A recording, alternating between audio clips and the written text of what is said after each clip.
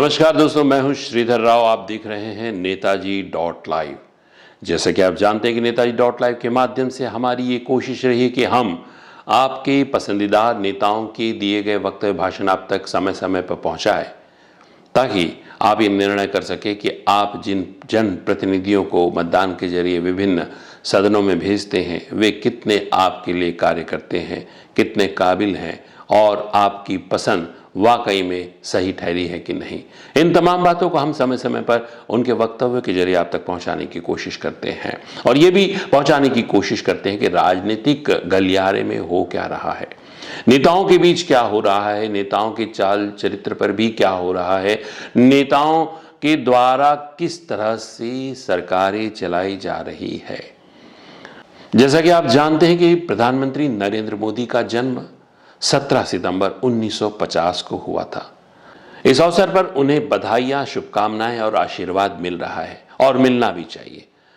जिस तरह से उन्होंने अपने प्रधानमंत्री पद पर रहते हुए काम किया है वो एक ऐतिहासिक और एक यादगार काम के रूप में जाना जाएगा देश में। प्रधानमंत्री बनने के बाद नरेंद्र मोदी के उपलब्धियों को यदि गिना जाए तो वैसे तो अनेकों हैं, लेकिन यहां हम 10 प्रमुख उपलब्धियों के विषय में चर्चा करेंगे। उनके नेतृत्व में भारत का प्रत्यक्ष विदेशी निवेश एवं बुनियादी सुविधाओं पर खर्च तेजी से बढ़ा। उन्होंने अफसरशाही में कई सुधार किए जिससे सरकारी कामों में पारदर्शिता और दक्षता बढ़ी। उन्होंने योजना आयोग को हटाकर नीति आयोग का गठन किया जिससे देश की नीतियों में बदलाव आए। उन्होंने जन धन योजना शुरू की जिससे गरीब लोगों को बैंकिंग सेवाएं मिल सकी। उन्होंने मुद्रा योजना की शुरुआत की जिससे छोटे व्यवसायियों को ऋण मिला। उन्होंने अटल पेंशन योजना की शुरुआत की जिससे गरीब लोगों को पेंशन की सुविधा मिली। उन्होंने सुकन्या योजना की शुरुआत की जिससे लड़कियों की शिक्षा और विवाह के लिए बचत हो सकी। उन्होंने उजाला योजना की शुरुआत की जिससे गरीब लोगों को सस्ती और स्वच्छ ऊर्जा मिली। उन्होंने उज्ज्वला योजना की शुरुआत की जिससे गरीब लोगों को रसोई में गैस की सुविधा मिली। उन्होंने जम्मू कश्मीर की विशेष राज्य का दर्जा को रद्द कर दिया जिससे देश की एकता और अखंडता बढ़ी।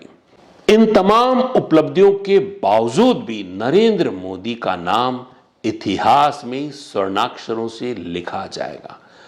आज तक के किसी प्रधानमंत्री ने इतने रिफॉर्म्स नहीं लाए और प्रधानमंत्री बनने के बाद वैसे तो वादे सभी करते हैं, लेकिन उन वादों को निभाना और उन्हें एग्जीक्यूट करवाना जमीन तक के उस अंतिम छोर तक जहां पर वो व्यक्ति बैठा है जिसके पास अब तक की योजनाएं बहुत कम पहुंचती रही है। लेकिन मैं एक पत्रकार होने के नाते, एक छत्तीसगढ़ी होने के नाते मैं प्रधानमंत्री के इस जन्मदिन पर उनको वो इतने बड़े व्यक्ति हैं और इतने निराभाव में रहते हैं कि उन्हें हम क्या देंगे। और छत्तीसगढ़ में हाल ही में उन्हें लोकसभा में बहुत बड़ा गिफ्ट सीटों के माध्यम से मिला है। यहां की जनता ने उन्हें विधानसभा के साथ साथ लोकसभा में भी भरपूर विश्वास जताया है और उनसे उम्मीदें की हैं। और मैं यहां, चूंकि मेरा जन्म हुआ है, मैं यहां के मिट्टी में पला बड़ा हूं और पत्रकारिता मेरा प्रोफेशन है और इस मंच के माध्यम से एक छत्तीसगढ़ी होने के नाते मैं प्रधानमंत्री जी से इस जन्मदिन पे, क्योंकि हम उन्हें दे नहीं सकते, जैसा कि मैंने कहा वो निराभाव में है, उन्हें हम ऐसे व्यक्ति को क्या देंगे जो न स्वयं के लिए उन्होंने कुछ किया न अपने परिवार के लिए। वे जब से प्रधानमंत्री बने हैं तब से उन्होंने एक मिसाल कायम की है। नो डाउट नैतिकता की उच्च सीमाओं को उन्होंने छुआ है। उनके इस व्यक्तित्व से कई नेताओं को सीखना चाहिए, खासकर युवाओं को। आज के इस अवसर पर मैं प्रधानमंत्री जी को बधाइयां देता हूं और छत्तीसगढ़ी में गाड़ा गाड़ा बधाई कहते हैं। और मुझे गर्व है कि मैं एक छत्तीसगढ़ी हूं, क्योंकि छत्तीसगढ़ देश का एक ऐसा राज्य है जहां बेहद सरल सीधे लोग रहते हैं। प्रधानमंत्री जी, मैं आपसे चाहता हूं कि और मेरे साथ साथ यहां के बहुत सारे लोग चाहते हैं, क्योंकि लोगों की शिकायतें, लोगों की सूचनाएं हमारे तक पहुंचती है और हम अपने मंच के माध्यम से तमाम नेताओं के बीच पहुंचाने की कोशिश करते हैं, कभी कभी आप तक भी पहुंचाने की कोशिश करते हैं। क्या प्रधानमंत्री जी आप इस बात का आश्वासन दे सकते हैं कि छत्तीसगढ़ का विकास आपके स्वयं के राज्य की तर्ज में कभी हो पाएगा? वो दिन कब आएगा कि जब छत्तीसगढ़ के नेता गुजरात के मुख्यमंत्री तय करेंगे? वो दिन कब आएगा जब छत्तीसगढ़ के नेता गुजरात की राजनीति में दखलंदाजी करेंगे? आपने अपने राज्य के लिए बहुत कुछ किया और जब से आप प्रधानमंत्री बने हैं आपने देश के लिए किया। छत्तीसगढ़ को अटल जी ने एक सौगात के रूप में छत्तीसगढ़ियों को दिया और उसके बाद प्रथम 3 साल कांग्रेस का शासन था, वो अविस्मरणीय शासन था, इसलिए कि वही अराजकता और वही भ्रष्टाचार, इन तमाम आरोपों से तत्कालीन मुख्यमंत्री घिरे रहे। उसके बाद एक स्वर्णिम युग आया, एक बेहद सरल संजीदे व्यक्तित्व के धनी डॉक्टर रमन सिंह के नेतृत्व में, जिन्होंने जनता के विचारों को ख्याल करते हुए, जनता की भावनाओं को आदर करते हुए एक ऐसा विकास का मॉडल तैयार किया जो लगातार 15 साल तक चला।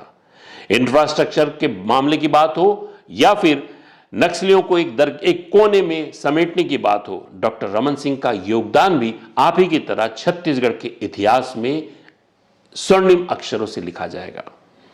उसके बाद एक समय आया, कांग्रेस का फिर से शासन आया और भूपेश बघेल मुख्यमंत्री बने, लेकिन जो उम्मीदें जनता को उनसे थी वो पूरी नहीं हो पाई और जनता ने उन्हें इस चुनाव में, हाल ही के चुनाव में चलता कर दिया। इसके बाद एक व्यक्ति, सरल सीधे आदिवासी व्यक्ति, जो प्रथम बार पूर्ण रूप से आदिवासी व्यक्ति को छत्तीसगढ़ की कमान सौंपी गई और आपके मार्ग निर्देशन पर यह सब हुआ। यहां के विधायकों ने तय किया जरूर बोलते हैं, लेकिन कहीं ना कहीं दिल्ली की दखलंदाजी साफ साफ दिखती है। विष्णु साय जी बेहद सरल सीधे व्यक्ति जरूर हैं, लेकिन प्रधानमंत्री जी मैं आपके माध्यम से उनसे यह पूछना चाहता हूं कि भारतीय जनता पार्टी को यहां के अधिकांश लोगों ने वोट देके सत्ता पे बिठाया और भारतीय जनता पार्टी की दिल्ली इकाई और यहां की इकाई ने मिलकर आपको मुख्यमंत्री बनाया है। मुख्यमंत्री जी कृपया बताएं, रवि मिश्रा नामक व्यक्ति का छत्तीसगढ़ की राजनीति में क्या योगदान है? रवि मिश्रा के माध्यम से क्या भारतीय जनता पार्टी सत्ता में आई है? क्या अन्य ऐसे और लोग हैं जो मुख्यमंत्री कार्यालय में हैं, उनके जरिए भारतीय जनता पार्टी सत्ता में आई है? तो आखिर ये लोग क्यों चर्चा में हैं? आपका कार्यालय क्यों चर्चा में है? मैं ये मानता हूं कि ये युवा अधिकारी हैं, पी दयानंद और अन्य, इन्हें भी अनुभव की जरूरत है, लेकिन रवि मिश्रा का क्या योगदान है कि वे भी चर्चा में हैं? आपको यह सूचना देते हुए मुझे बेहद अफसोस हो रहा है कि आपको शायद ये खबर आप तक नहीं पहुंच पाती होगी, क्योंकि एजेंसी से ये बातें नहीं पहुंचा पाती होगी कि आपके विषय में, आपके सीएम हाउस के विषय में रवि मिश्रा नाम का व्यक्ति काफी चर्चा में आ रहा है। मेरा आपसे ये प्रश्न करने का ये उद्देश्य नहीं है कि मैं उस व्यक्ति के बारे में कोई ऐसा, यहां तमाम लोग चर्चाएं कर रहे हैं। आपको विगत जो कांग्रेस की सरकार से ये अनुभव लेना चाहिए, यदि आपने उस सरकार के बारे में कोई आंकलन नहीं किया हो। उस सरकार में भी चंद ऐसे लोग थे जिन्होंने सत्ता की आड़ में बेहद दोहन किया छत्तीसगढ़ का, ऐसा आरोप है। पूर्व मुख्यमंत्री के इर्द गिर्द की टीम को देख लीजिए और यह भी आप जानने की कोशिश करिए कितने जेल में हैं और कितनों को आप जेल भिजवाने वाले हैं। मुख्यमंत्री जी आप बेहद सीधे सरल हैं, आपको एक बहुत ही गोल्डन अपॉर्चुनिटी मिली है इस स्टेट में काम करने की। आपका व्यक्तित्व भी अच्छा है, आपकी क्षमता भी है, लेकिन ये चर्चाएं आखिर हो क्यों रही है? मैं आपसे पूछ नहीं सकता, इसलिए प्रधानमंत्री के जन्मदिन में उनके माध्यम से आपसे पूछना चाह रहा हूं, क्योंकि आप हमारे प्रश्न का जवाब दे, या आपके जो मीडिया सलाहकार हैं, जो आपकी मीडिया टीम है, वो जो बात तक नहीं करती, पत्रकारों से संपर्क भी नहीं करती। जब से आपके मीडिया सलाहकार बने हैं तो पता ही नहीं चलता है कि मुख्यमंत्री जी से मिला कैसा जाए। ये बेहद अफसोस की बात है। जो सिस्टम आपने अडॉप्ट किया है उसमें वरिष्ठ पत्रकार आपसे बात नहीं कर सकते, आपके पास पहुंच नहीं सकते, ऐसी शिकायतें आ रही है। मुख्यमंत्री जी, आपके ध्यान में इन तमाम बातों को लाने के पीछे उद्देश्य यह था कि आप एक सीधे सरल व्यक्ति हैं और जनता आप में अब डॉक्टर रमन सिंह की छाया देखने लगी है। सरल सज्जन व्यक्तित्व के धनी डॉक्टर रमन सिंह ने जिस तरह 15 साल सफलतापूर्वक यहां शासन किया और उनकी सफलता यहां के इंफ्रास्ट्रक्चरल डेवलपमेंट में, यहां के विकास में अब भी दिख रही है, आपसे भी यही उम्मीद कर रहे हैं। मेरे पास ये जानकारी थी और प्रधानमंत्री के माध्यम से मैं आपसे पूछने की कोशिश कर रहा हूं कि आखिर ये चर्चाएं आ क्यों रही है। ये हो सकता है आपके लिए बेहद जरूरतमंद होंगे, ये बेहद काम के लोग होंगे, लेकिन उनके आचरण से ये बातें बाहर जा क्यों रही है।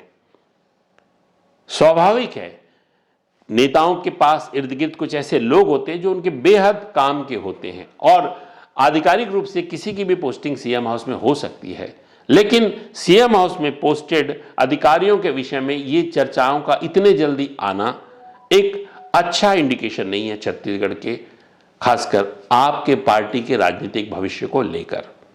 मेरा यह सुझाव मानते हुए इसे शायद आप इसे कार्य रूप में परिणित करें, समीक्षा कर लें। हो सकता है कि हमारे पास जो जानकारी आधी अधूरी हो, आप जब जानकारी लेंगे तो आपके पास पूरी जानकारी, क्योंकि आपके साथ पूरा सिस्टम है।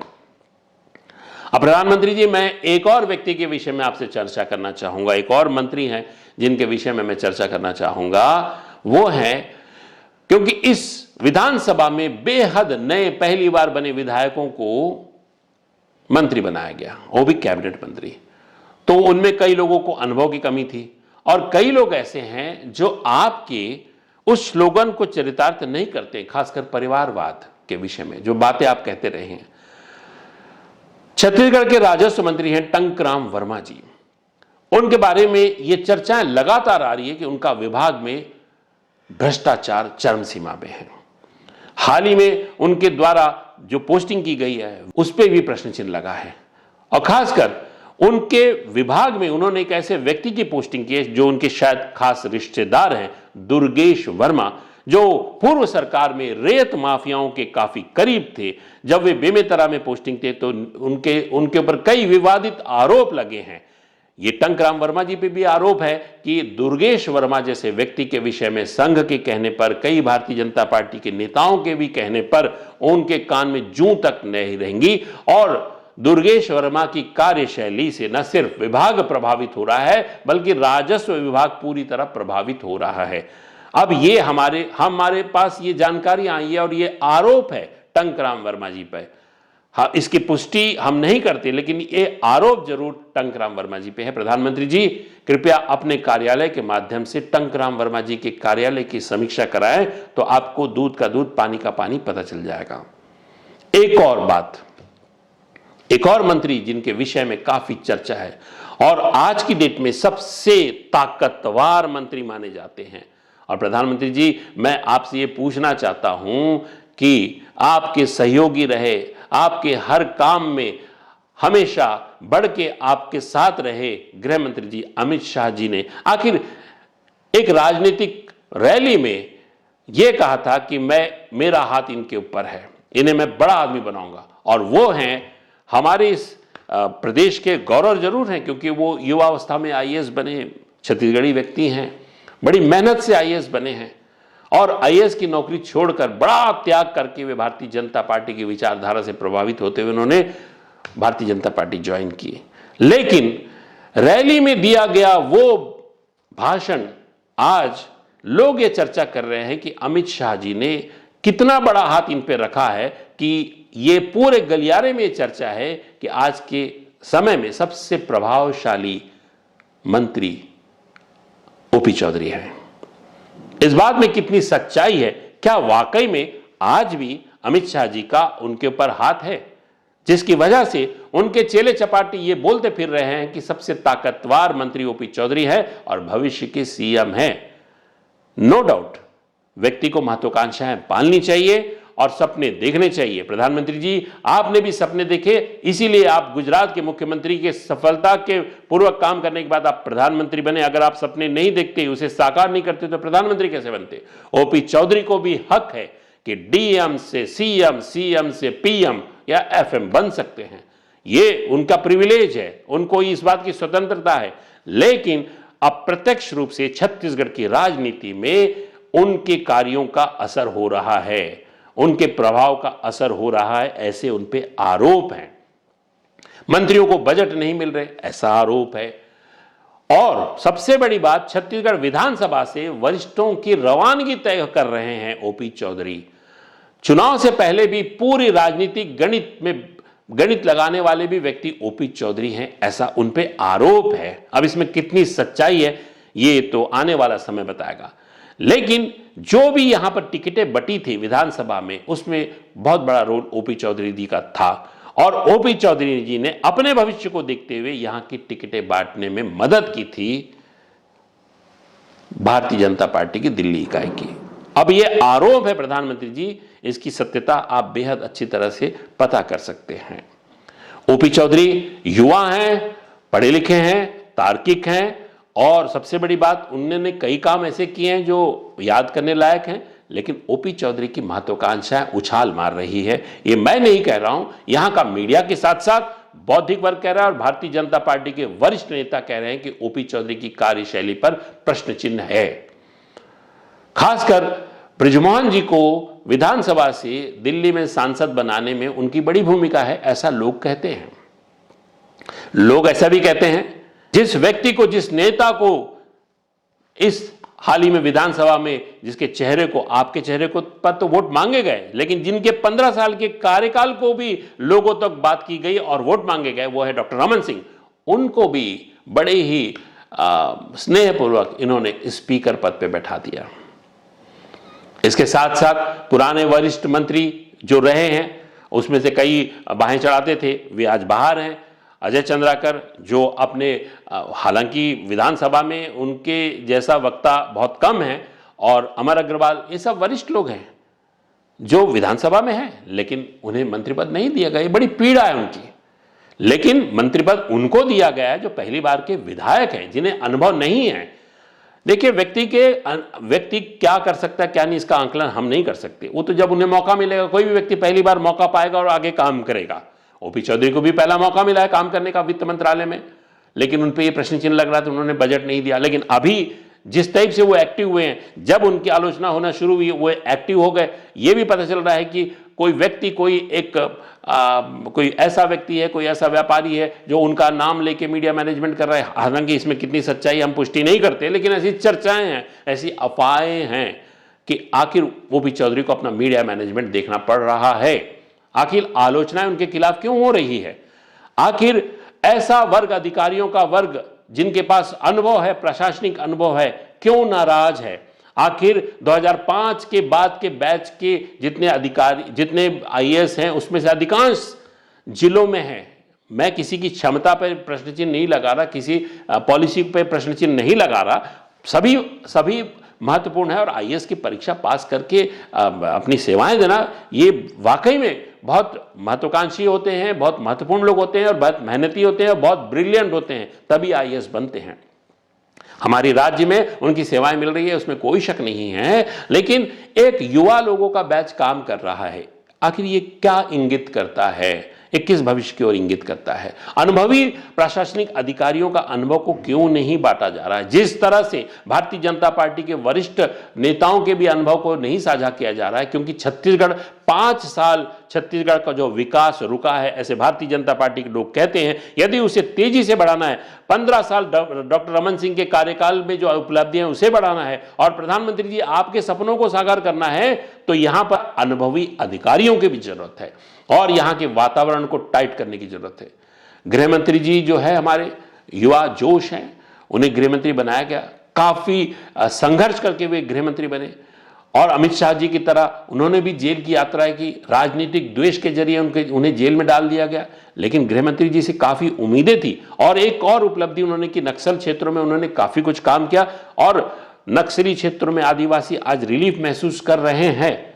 लेकिन नक्सली क्षेत्रों में चल रहे इन ऑपरेशन के बाद की क्या स्थिति होगी, क्या वहां के आदिवासी फिर से सामान्य जीवन जी सकेंगे या फिर और किसी गुलामी की ओर बढ़ने वाले हैं।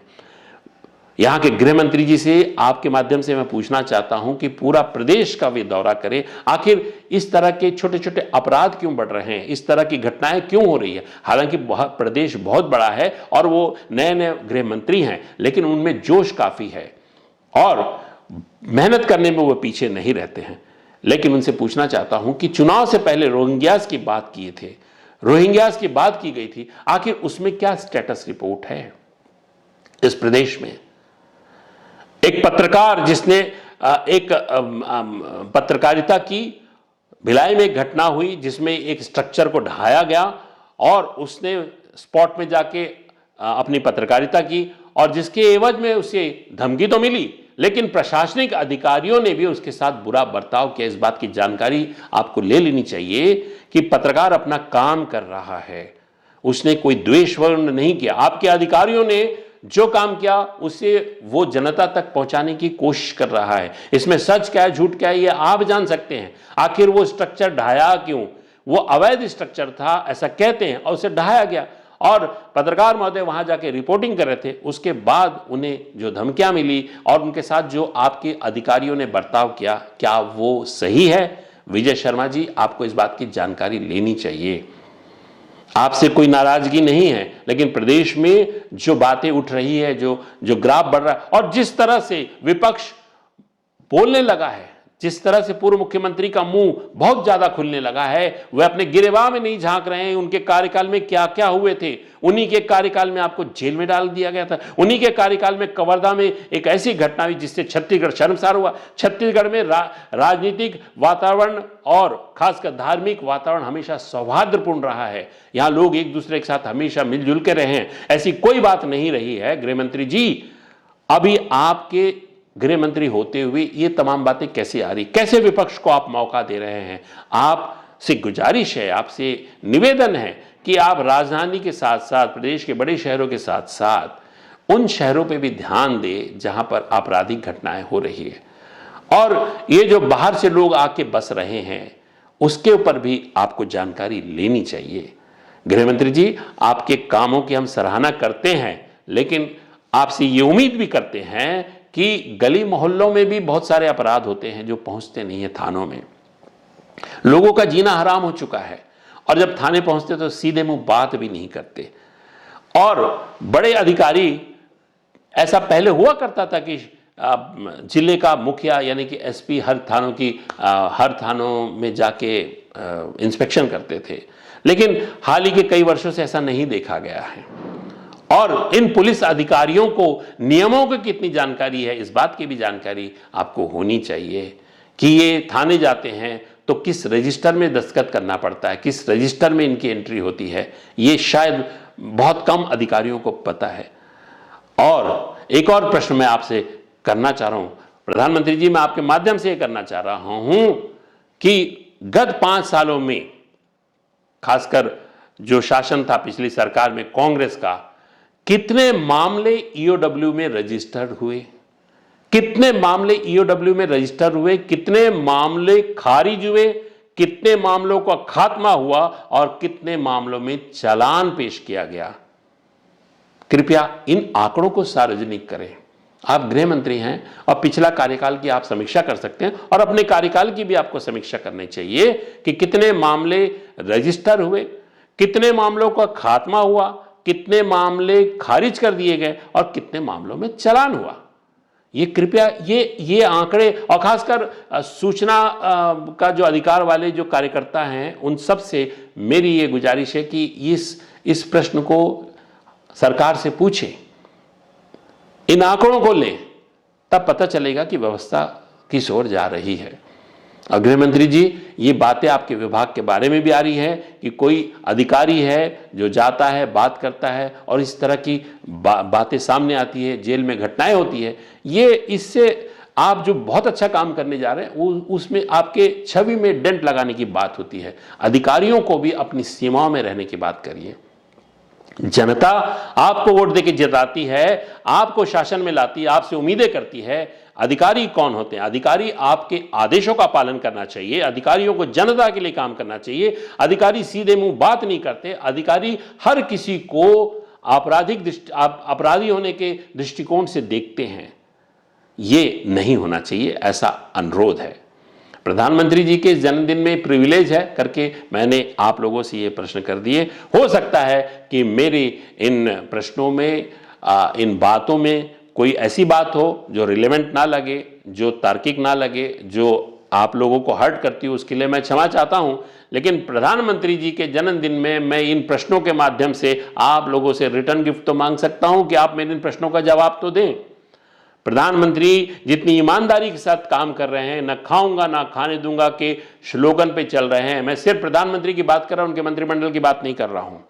प्रधानमंत्री का डेडिकेशन दिखता है, उनसे सभी यहां के नेताओं को सीखना चाहिए। और छत्तीसगढ़ को अगर हम सही मायने में, अगर हम अच्छे स्वरूप में देखना चाहते हैं, एक विकसित राज्य के रूप में देखना चाहते हैं, ये हम सभी लोगों की ड्यूटी होती है। हम ही सभी लोगों का दायित्व होता है कि हम अपने अपने काम को ईमानदारी से करें, बिना किसी डर के। और खासकर मुख्यमंत्री विष्णु देसाई जी से आपसे एक निवेदन है कि आपके राज्य में व्यवस्थाएं कैसे भी चल रही, लेकिन दहशत का माहौल यहां कृपया ना हो जो पिछले शासन में था। पत्रकारों को बेवजह अंदर जेल में डाल दिया गया था, पत्रकारों पे आरोप लगा दिए गए थे। कम से कम पत्रकारों की आजादी यहां बरकरार रहेगी, ऐसी उम्मीद है। क्योंकि अगर हम आपको सही नहीं बताएंगे, हम आपके कार्यशैली की निंदा नहीं कर, जैसे निंदक नीरे राखी कहते हैं ना, निंदक को हमेशा पास रखना चाहिए। हम नहीं करेंगे तो कौन करेगा? वैसे आपकी एक टीम निकल चुकी है, कुछ पत्रकारों को मैनेज करने के ऐसे सुनने में आ रहा है, लेकिन ये सबसे बड़ा प्राणघातक होता है मैनेज करना, क्योंकि आपको आपकी तस्वीर साफ साफ नहीं दिखती। आपको वही परोसा जाता है जो आप देखना चाहते हैं। इस पत्रकारिता के प्रोफेशन को अपने पे छोड़ दें, उसे कोई मैनेज करने की जरूरत नहीं। हाँ, उनके कुछ देखिए, जीवन चलाना, जीविकोपार्जन करना, विज्ञापन एक बड़ी बात है। आपके विज्ञापन पॉलिसी के माध्यम से आप उन्हें जो देना चाहें दे सकते हैं, लेकिन डरा धमका कर अपने पक्ष में बातें करवाना, पिछले कई बातें आती थी सरकार की कि आप सब्सक्राइब करें, लाइक करें, शेयर करें, इन सब बातों के लिए काफी कुछ पैकेज दिया जाता था, उसे ना दोहराएं। आपको किसी को मदद करनी है, पत्रकार को व्यक्तिगत तौर से मदद कर दे, लेकिन आपको लाइक करे, शेयर करे, ऐसी बातें सुनने में आ रही। अब कितनी वास्तविकता है इसका मैं पुख्ता नहीं बोल सकता, लेकिन कान में जरूर आ रही है, ऐसे आरोप जरूर लग रहे हैं। मुख्यमंत्री जी इस पर ध्यान दें, पत्रकारिता को स्वतंत्र छोड़ दें। पत्रकारिता अगर स्वतंत्र रहेगी तो आपको आपके कार्यों की समीक्षा भी हो जाएगी, आपके कार्यों की सफलता की तारीफ भी होगी, और जहां कमी है वो भी सामने आ जाएगी। और आप अपने वरिष्ठ नेताओं का सम्मान करते हैं, उसी तरह इस राज्य में भी वरिष्ठ पत्रकारों का भी सम्मान करें, उनके भी कुशल क्षेम को पूछे। कई ऐसे वरिष्ठ पत्रकार हैं जो आज जूझ रहे हैं मूलभूत सुविधाओं से, उन्हें मिले, क्योंकि उनका बहुत बड़ा योगदान छत्तीसगढ़ के इतिहास में रहा है। इन तमाम बातों के साथ मैं नेताजी.live के माध्यम से आप सभी की तरफ से प्रधानमंत्री नरेंद्र मोदी जी को जन्मदिन की बहुत बहुत बधाई देता हूं, क्योंकि उनके किए गए कार्यों को लेकर जब हम विदेश जाते हैं तो हमारा सीना वाकई में फूल जाता है, क्योंकि हम अपने आप को गौरवान्वित महसूस करते हैं कि जो व्यवहार हमसे अब बाहर होता है वो पहले बहुत कम देखा जाता था। भारतीय जनता पार्टी के नेतृत्व में नो डाउट इंटरनेशनल प्लेटफॉर्म पर देश का नाम रोशन हुआ है। और रही बात पक्ष विपक्ष की बातें हैं, एक दूसरे पर आरोप प्रत्यारोप लगते हैं।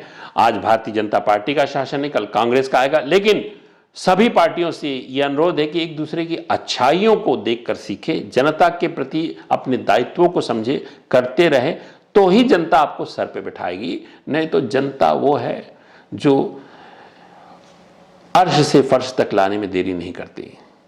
नमस्कार। हमारे इस चैनल को इसी तरह देखने के लिए हमारे इस चैनल को लाइक करें, सब्सक्राइब करें और कमेंट्स करें, ताकि हम आने वाले समय में और अन्य विषयों के साथ आपके सामने इसी तरह पेश होते रहें। नमस्कार। नेताजी.live के प्रायोजक हैं Satyadeep diagnostic and clinic, Supela, Bhilai.